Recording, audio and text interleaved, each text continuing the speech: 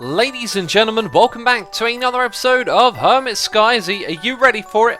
I'm ready for it. It's a giant chance cube, okay? Now we're looking for some good luck here, so I've got my chance pendant with me. Let's break it. Anything can happen. Destructive things can happen. I hear noises. Sounds like a blitz. Is the sky changing? Something... Yes. Darkness. Something is above me. What on earth is that? Oh my god, ladders are falling down. Something is happening up here. Peeps, there are loads of blocks that are changing. Is that like a big chunk? It's a big chunk heading down towards us. And why were we hearing blitzes? Oh, there might be something useful here. Probably not. Maybe. I don't know. Prosperity. Yeah, prosperity. Thanks. We need that for mystical agriculture. There's a slim chance that something here might generate. Oh, limestone and marble. We haven't seen those before, have we? Well, why can't I pick these up? Is it because my magnet isn't active? It's probably because of my magnet. Let's turn that thing on. Bam. Yeah, so we may have gotten some good stuff here. Some more sky stone. In fact, I think what we've just seen is what is down below us flipped upside down. So those things were already in this world. I've also got a feeling I discovered that during a live stream, then just forgot about it. So that's how you get marble and limestone, peeps. That is how you get it. Oh, funny stuff. Anyway, I want to show you something that I discovered the other day that I wasn't 100% aware of. Over here, there's something called server info, and then there's leaderboards, and there's some things here. Numbers of deaths. I have died 9 times so far. Mob kills. 456, not so bad. Deaths per hour, keeping it down, 0.08, I like that. Time played. I've played a lot of this Modpack, people. I was a little bit shocked to see myself so high up on this chart. Second next to Wells Night, so that's pretty cool. And then last seen, so this is when people were last logged in, which is pretty cool. I like it a lot. So back here in the base, I've made some upgrades based on feedback from your comments. Thank you as always for them. First thing you'll see here is an ender chest linking from there to there instead of a conduit network. Over here I doubled up the amount of alloy smelters and sag mills because we are basically going to pump everything from here over to the other system, which will also void all of the items. So we tried to do this system with these things around the back here, and it turned out not to be too great, as you can see from the amount of materials in these, right? Some of them we've got like over 10k, and other ones we've got 0. That's because I've been manually telling this thing to smelt more and more. So you can see we've got a crazy amount of iron now, but not so much aluminium, and that's because these things turn out to be entirely useless. Now 13 is the channel for aluminium and iron is the channel for redstone, and I got a message saying to me that the reason this didn't work is because these worked like comparators and they would give out different signal strengths, but as you can see that is not the case. Now that is something I didn't test, so it's a good idea that we did test it. But basically what it means is that we can't even fix the problem by using comparators to add and subtract redstone signal strength and make it so that that thing will void over there instead of over here. And it's a really good point that the difference between voiding over here and there is that we use a little bit more power over here, and considering how much we're generating, I think it's not an issue to have these machines running around the clock, and we may actually need more of them when we turn this thing back on. But right now I'm using the grid power for something else. We are making some stone bricks over here, as I had a plan for what I was going to do to generate power, and then I spotted something that was a little bit different than what you normally go and do, and I've made a mistake. This over here says it will generate a maximum of 4 compared to the fire, which will generate 2 when placed above fire. It's actually 4 per side, so it's generating 16, which is something that I forgot. And what I was going to do is make a 5x5 grid of the fire, because I figured that would be more space efficient than one of these that could only generate 4 when it needs all this water around it. Well, I did the math. It's actually a lot better to do this, which is why you see it so often. So we're going to replace all of these stone bricks with some water mills, then we're going to cover it in glass. We're going to do the same thing again and just build up this little space, so that's where our grid power is generated. So there it is, 2 layers. The bottom one has some enlightened glass between it, so it emits light. This thing is nice and bright, which is cool.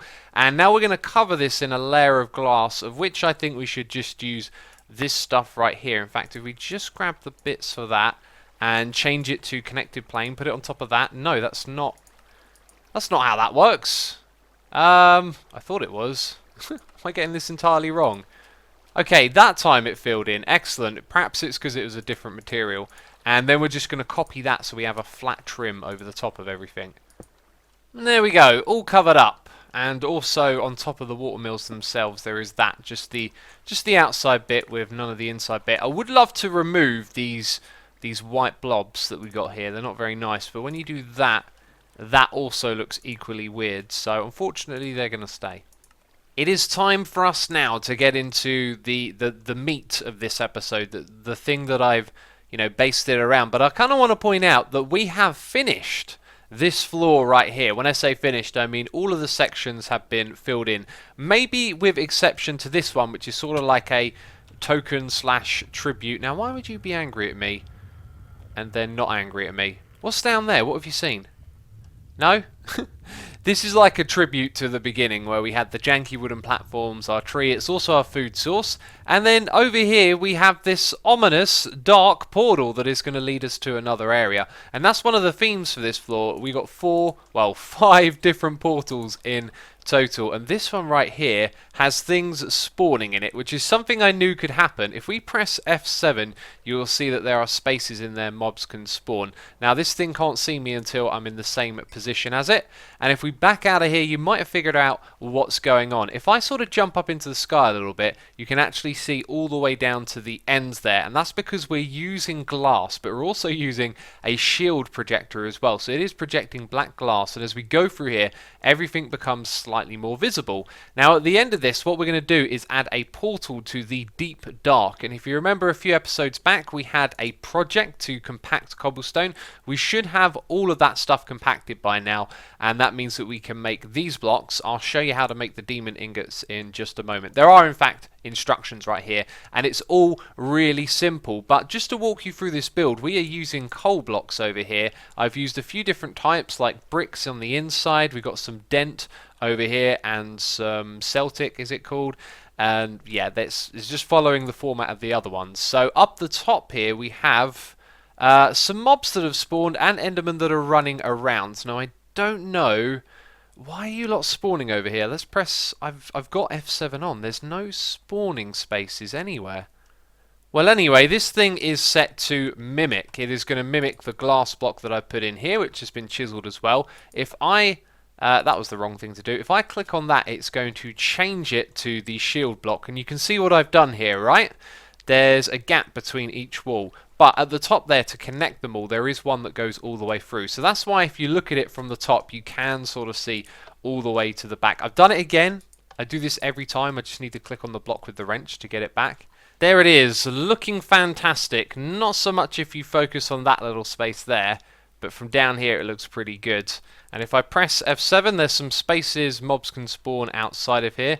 Let's just put some torches temporarily for now. I do want to go around the base and remove all the torches, but on the inside mobs can spawn, and the way that we're going to deal with that, I think, is just by chiseling this right here, and then taking the, what would it be, pane or connected pane, I think, and then if we go in here and we just create a sliver in the spaces where they do actually spawn, because I don't think they can spawn where the shield projectors are, even though this thing is potentially showing you that they could. Like, we know a mob won't spawn there, right? So we don't have to worry about that. It's just every other bit between the shield projector. Next up on the agenda is making demon ingots. We have to build a little structure, and I don't think it matters what you build it on top of. I've used netherrack just down there, but this is a 3x3 grid of nether brick, 8 blocks in total, and you put lava in the middle, and then you chuck gold into it, and that's how you make demon ingots. Now, me being me, I had to put this somewhere kind of relevant to what it was about, and it seems a bit weird to have some exposed lava like that, right? Well, these blocks that I'm putting around outside, I think I'm going to change to nether brick half slabs, and then in the middle I've made a custom chisel and bits thing where you can look into that but you can't fall into it, which is pretty cool. And by the way, items don't burn in lava, okay, so I'm going to chuck those in there. We've got 46 in my hotbar. I'm going to turn on our item magnet and we get them back, so that's a thing, I guess. Anyway, let's grab the gold, and if we chuck it into here, you will see a whole bunch of particle effects, and into my inventory goes a demon ingot. It's pretty cool. I think that thing just gets zapped to you automatically, you know. So I can tap this over and over again and make a whole bunch of particle spam. I can throw in a whole stack at once, and it's pretty simple. That's how the demon ingots are made. I am kind of curious though, like, can this be done automatically? If I didn't throw it in there, would it still make all those particle effects? Because that would be a really cool thing to have in the base. So I might do a little experiment with a mechanical user throwing the items into the lava later on. But for now, we've got this. It means that we can craft our portal to the deep dark. However, we are actually only storing, is it quintuple? No, it's quadruple, and we need quintuple in the middle. So I think with one of those, because we're not actually storing those, and then I think we've got everything we need, because that's, yeah, that's correct, isn't it? Bam! This means that we can go to the deep dark now. Excellent stuff. We get a quest. We'll be opening a chest thing. Now, hang on a second. Has that spawned inside of the shield? It has possibly spawned inside of the shield, which is really, really naff. Alrighty then, redstone clock, dispenser facing upwards, which I can get to like that. Excellent. So now let's put in the lava, and then put some gold in here. Nice. That's pretty cool, isn't it? We're not getting the demon ingots though. But we could have that, you know, going off occasionally. I think would look so cool in this space. And then when we come over here and turn on this, bam, we pick up all the demon ingots. That's awesome. I really feel like we should make some sort of every now and then timer, like something that goes off a couple of times a day. And then when you're hanging out in the base, every now and then you just see this thing fire up. That is pretty cool. For now, though, I'm going to disable it. We're going to head into the deep dark. So I've completed the quest and then noticed some strange items in my inventory. We also get this Lantern of Paranoia and a Sojourner's staff as well. And I figured out what the bottom one does, but the lantern I couldn't really find any information on. But I'm going to show you exactly what this thing does right here. It's really cool. We're going to go through to the deep dark in a second. A greater ring of experience. Is that better than the one that I've already got? I've never actually seen that one playing modded before. It's slightly different colour. And its radius is larger, so I'm going to guess that it's better somehow. Anyway, let's pop on through here. If I remember correctly, you click on this thing. Right click, left click. Stand on it and press shift. Shift right click it. Aha, something is happening. Something is happening very slowly on my screen. Alright, so we have successfully been teleported to the deep dark. It is very dark in this area. Luckily, I brought some torches with me. Let's just throw a couple of those down. And I've got our fortune pick, which is also an unbreakable pick. So let's just dig behind this cobblestone box. Let's open up this area a little bit. And it looks like we are potentially next to some sort of structure or opening. And I'm taking damage and need to eat. Let me show you what this staff is about. To activate the staff that I have in my hotbar here, we can shift right click it, and what it'll do is consume torches from my inventory. Those are going inside of the staff, which is kind of crazy, right? Well, the idea is that this is a torch placing staff, but it allows you to place them over a distance. So if I do that, you can see that we've placed it over there. What is up with all this cobblestone? I remember the deep dark just basically being nothing but stone and ores. Yeah, we've got loads of cobblestone around here. Maybe it's got something to do with the box where we started. There's more cobblestone down here, and we should keep placing those torches, really, because some bad things can happen in the deep dark. Now, this staff can place torches over a long distance. What it'll do is charge you a lot for doing that. So if we have a look at the number in the staff at the moment, it is currently at 283. Let's go and place, like, all the way over the back there. Bam! You can see I actually placed it, and it cost us 2 torches to place that one further away. It can place up to 30 blocks away, and for that it will charge you 5 torches. So I think it's pretty good because it allows you to spam torches a lot easier when you don't even have to be near to the blocks where you're trying to spam. Anyway, I'm a little bit mystified by this place at the moment. I haven't seen any ores, and there's lots of cobblestone and stone, which is not the formation I'm used to seeing in this biome, this dimension when I've played in it before. Ah, this is more like it. Let's throw down some torches at a distance. That is really cool. So I've just sort of gone straight down a little bit. My magnet is carrying around all this stone and cobblestone with us. Seems to be stuck there now. And this is not the dimension that I thought it was. Right, there's mobs spawning down here, so we've got to be super careful. And what we're looking for in this dimension, by the way, is ores. The last time I played in this dimension, it was a place to come and get lots of ores, so I was hoping to find some stuff that we hadn't already got. When I played this a long time ago, way back on Hermit Pack, it was much more like this. There was this big open area full of baddies, and then there were structures to find which had loot in them. So I don't know what we're going to find here, but it's going to be an interesting journey, as it's not quite what I expected it to be. So I've made a marker to make it easy to get home again, and down at the bottom here I've kind of lit up the area, and I was watching footage of myself playing and putting down the torches, and again I kind of hovered close to the ground, not getting used to the power of this thing yet, right? Like, all we've got to do is point and click. But anyway, I decided to go underneath the terrain, and straight away this is where we find ores, and then it's like normal Minecraft caves. There is marble and limestone to gather around here, and I've done just a tiny bit of caving, but here's the amazing thing. This wand is wonderful. It takes a moment to train your brain just to click and not to think I need to get over there to put a torch in that space, but it is super useful. I haven't, however, found any ores that we can't already get in the overworld through sieving and stuff like that, so I'm not sure what we're looking for here. So I think what I'm going to do next is go above the surface now and explore that area and see if we can find any structures in the deep dark. Ah, I know what this does now. I just shift-clicked it. Yeah, look at this. It's automatically placing torches for us. I wonder at what cost. It's placing quite a lot of them, so I'm guessing it's going to light up the area so no mobs can spawn. That is fantastic. Wow. Automatic torch placing. Thank you very much. That really makes things easy. Well, that is...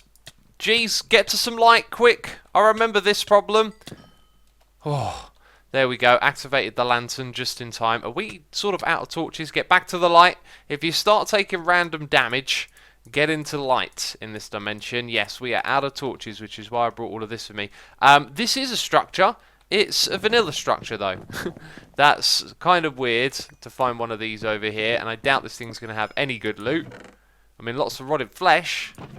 And moments later we find another one. I've got a feeling this is just a bug, you know. There's no structures out here, but for some reason these ones will spawn, which is kind of hilarious, you know.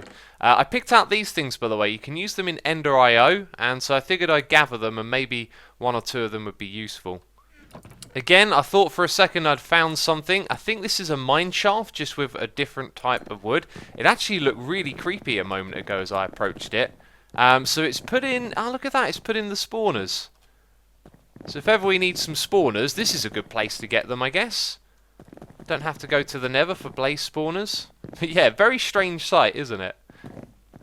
So we didn't find anything terribly useful in the deep dark. There is prosperity ore though, so if we need a good source of that, that's a place we could potentially go digging for it. And I'm sure we will in the future, as we're going to be doing some mystical agriculture stuff soon. But hey, we did get a couple of really great tools out of that. These two are fantastic, although mainly for exploring places, right? Which we're not going to do a lot of in our base, because this is just a skyblock world. But anyway, that is it from me this episode. If you have enjoyed it, leave a like. As always, thank you for the support on these videos, and I'll see you in the next episode soon. So ciao for now. Bye bye.